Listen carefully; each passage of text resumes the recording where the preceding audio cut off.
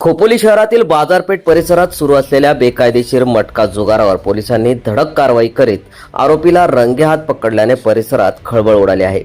दिनांक 2 एप्रिल 2026 रोजी खोपोली पोलीस ठाण्याच्या हद्दीत पेट्रोलिंग दरम्यान मिळालेल्या गोपनीय माहितीनुसार पोलिसांनी बाजारपेठ परिसरात छापा टाकला। या कारवाई दरम्यान आरोपी हा स्वतःच्या फायद्यासाठी लोकांकडून पैसे घेऊन कल्याण मटका चालवत असल्याचे उघड झाले।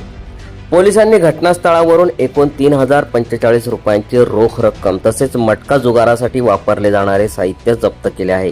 जप्त रकमेमध्ये 500, 200, 100, 50 आणि 20 रुपयांच्या नोटांचा समावेश आहे। या प्रकरणी खोपोली पोलीस ठाण्यात गुन्हा दाखल करण्यात आला आहे। ही कारवाई जिल्हा पोलीस अधीक्षक आंचल दलाल, अप्पर पोलीस अधीक्षक अभिजित शिवथरे तसेच स्थानिक गुन्हा अन्वेषण विभागाचे वरिष्ठ पोलीस निरीक्षक मिलिंद खोपडे यांच्या मार्गदर्शनाखाली पार पडली। सहाय्यक पोलीस निरीक्षक मानसिंग पाटील, सहाय्यक फौजदार संदीप पाटील, पोलीस हवालदार प्रतीक सावंत, रवी मुंडे, रणजित सिंग खराडे आणि पोलीस कॉन्स्टेबल प्रदीप खरात यांच्या पथकाने ही कारवाई यशस्वीरित्या पार पाडली। या कारवाईमुळे खोपोलीतील बेकायदेशीर जुगार व्यवसायाला मोठा धक्का बसला असून नागरिकांमध्ये मात्र समाधान व्यक्त केले जात आहे। सम्राट मराठी लाईव्हसाठी ब्युरो रिपोर्ट, खोपोली।